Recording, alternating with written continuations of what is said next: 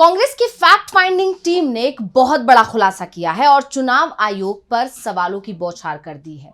यानी कहा जा सकता है कि हरियाणा और महाराष्ट्र चुनाव के बाद से जो बवाल मचना शुरू हुआ है वो थमने का नाम नहीं ले रहा है। वजह है विपक्ष की एकजुटता।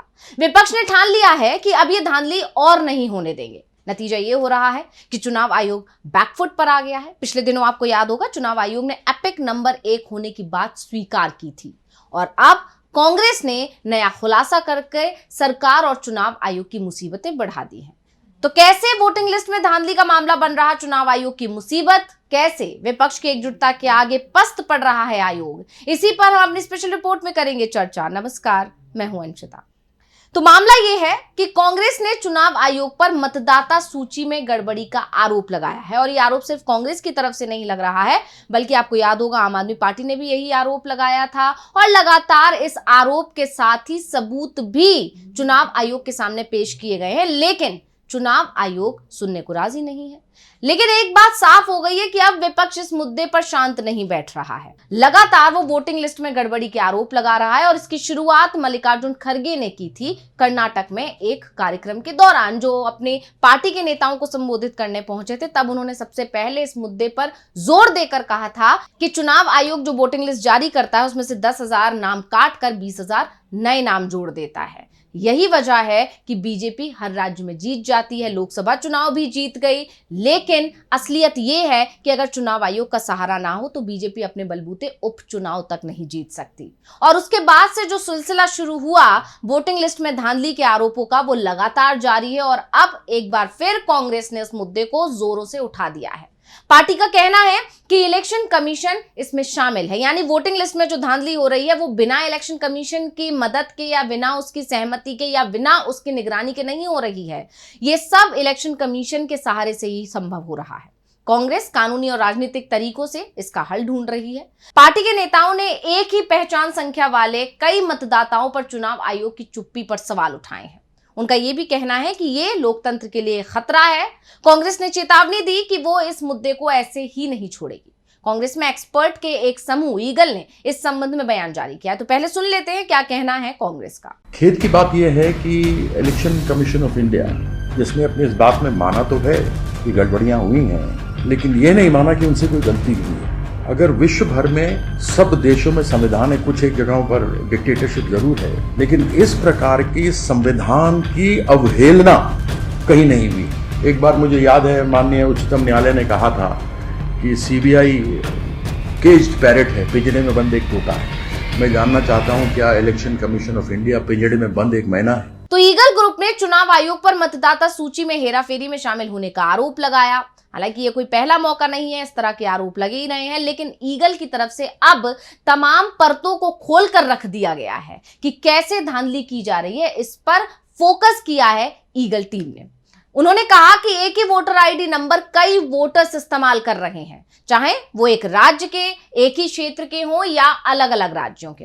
ये बहुत ही चौंकाने वाली बात है। हर भारतीय मतदाता के लिए एक अलग वोटर आईडी कार्ड होना जरूरी है। ये एक साफ सुथरी मतदाता सूची का आधार है। एक ही वोटर आईडी नंबर वाले कई मतदाता एक ही रजिस्ट्रेशन नंबर वाले कई वाहनों जैसे हैं। ऐसा किसी भी चुनावी लोकतंत्र में नहीं सुना जाता और इसीलिए ये लोकतंत्र के लिए बड़ा खतरा है। आप जानते हैं लगातार इस तरह के आरोप लगाए जा रहे हैं कि एक अच्छी खासी संख्या में वोटर्स हैं जिन्हें जिस राज्य में बीजेपी को जरूरत होती है उस राज्य में उन वोटर्स को ले जाया जाता है और वो बीजेपी के पक्ष में वोट डालते हैं। इसी के चलते बीजेपी जीत रही है और इसकी शुरुआत हुई इस तरह के आरोपों की महाराष्ट्र चुनाव के बाद। महाराष्ट्र चुनाव से पहले जो आरोप लगातार लग रहे थे वो ईवीएम में धांधली के लग रहे थे, लेकिन महाराष्ट्र चुनाव में विपक्ष के हाथ एक बड़ा सबूत लगा, एक बड़ा मामला सामने आया। इसके बाद से अब कहा जा रहा है कि ईवीएम में धांधली तो हो ही रही है, उसके अलावा वोटर लिस्ट में धांधली की जा रही है। यानी विपक्ष का ध्यान ईवीएम में धांधली पर था, लेकिन यहां तो कोई और ही खेल चल रहा था। यानी अब कांग्रेस के नेताओं और विशेषज्ञों की जो ईगल टीम बनाई गई है उसने एक बयान जारी किया जिसमें कहा कि ये चुनावी लोकतंत्र के रूप में भारत के विचार के लिए एक गंभीर खतरा है। ये राजनीतिक दलों और राजनीति से परे है। बाबा साहेब अंबेडकर ने चुनावों में विधायिका के हस्तक्षेप का विरोध करने के लिए एक स्वतंत्र चुनाव आयोग की स्थापना के लिए लड़ाई लड़ी थी। कांग्रेस इस मुद्दे को मिटने नहीं देगी और वो कानूनी, राजनीतिक, विधायी तथा किसी भी अन्य माध्यम से समाधान की तलाश में सक्रिय रूप से काम कर रही है। ग्रुप का यह भी कहना है कि हर एक भारतीय मतदाता के लिए एक अद्वितीय मतदाता पहचान पत्र एक स्वच्छ मतदाता सूची की मूलभूत जरूरत और आधार है। एक ही मतदाता पहचान पत्र संख्या वाले कई मतदाता एक ही पंजीकरण संख्या वाले कई वाहनों की तरह हैं, यानी एक ही रजिस्ट्रेशन नंबर हो कई गाड़ियों का, तो ये कैसे पहचान में आएगा कि ये गाड़ी कहां की है, किसकी है और कैसे है। इसी तरह के हालात वोटर्स को लेकर हैं। जब वोटर्स के पास एक ही आईडी कार्ड होगा तो ये कैसे पहचान में आएगा कि किस वोटर को कहां वोट नहीं डालना चाहिए।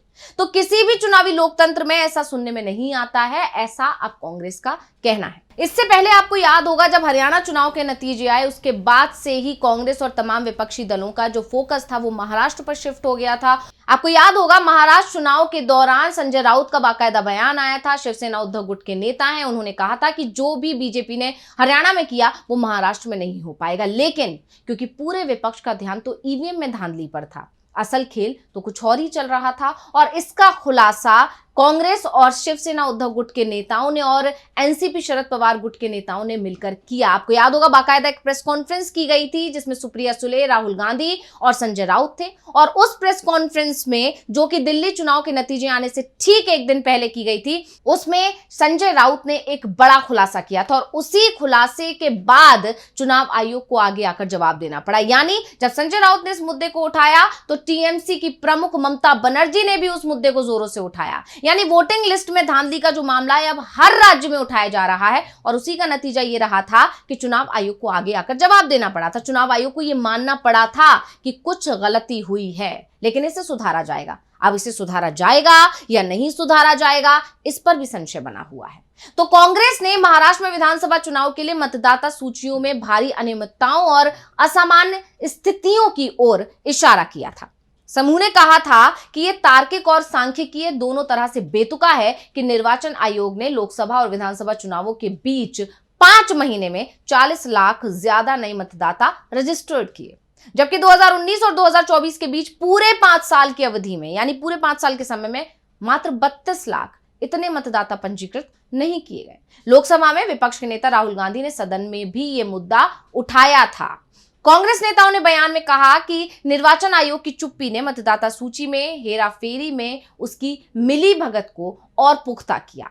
जब कई मतदाताओं की तरफ से एक ही मतदाता पहचान पत्र संख्या का इस्तेमाल किए जाने के सबूत सामने आए तो आयोग ने शुरू में यह दावा किया कि एक मतदाता पहचान पत्र संख्या सभी राज्यों में हो सकती है, लेकिन ये किसी एक राज्य के लिए अलग होती है। कांग्रेस ने यह भी कहा कि यह भी एक सरासर झूठ निकला, क्योंकि एक ही राज्य और एक ही निर्वाचन क्षेत्र में कई मतदाताओं की तरफ से एक ही पहचान पत्र का इस्तेमाल किए जाने के मामले सामने आए हैं। इस तरफ ध्यान दिलाए जाने के बाद इस पर चुप्पी साध ली गई। ये प्राथमिक यानी फर्स्ट इंफॉर्मेशन है कि जो व्यक्ति कानूनी रूप से किसी भी राज्य में प्रवास कर सकता है उसके पास पूरे देश में एक अद्वितीय मतदाता पहचान पत्र संख्या होनी चाहिए।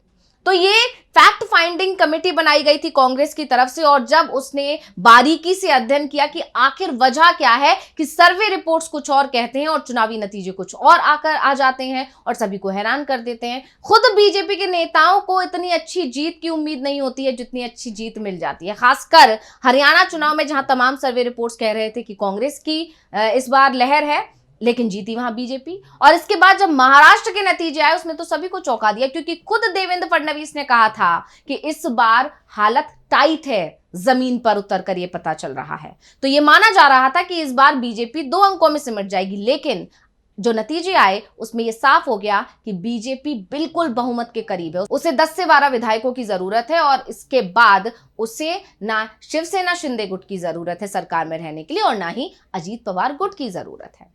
तो अब आपको ये बताते हैं कि आखिर कांग्रेस का ईगल ग्रुप क्या है जिसने इतना बड़ा खुलासा किया है और अब चुनाव आयोग एक बार फिर बैकफुट पर नजर आ रहा है। तो आपको बता दें कि ईगल कांग्रेस नेताओं और विशेषज्ञों का विशेषाधिकार प्राप्त कार्य समूह है। इस ग्रुप में अजय माकन है, दिग्विजय सिंह है, अभिषेक मनु सिंघवी है, पवन खेड़ा है, गुरदीप सिंह सप्पल है, नितिन राउत है और वामशी चंद्र रेड्डी शामिल है। इस समूह ने आरोप लगाया कि निर्वाचन आयोग मतदाता सूची में हेरफेर में सहभागी है और दावा किया कि इस मुद्दे पर कुछ चौंकाने वाले घटनाक्रम सामने आए हैं। ईगल ग्रुप ने कहा कि एक ही मतदाता पहचान पत्र संख्या का उपयोग कई मतदाताओं के लिए किया जा रहा है, चाहे वो एक ही राज्य के, एक ही निर्वाचन क्षेत्र के हों या फिर दूसरे राज्यों के। ये पूरी तरह से चौंकाने वाला है।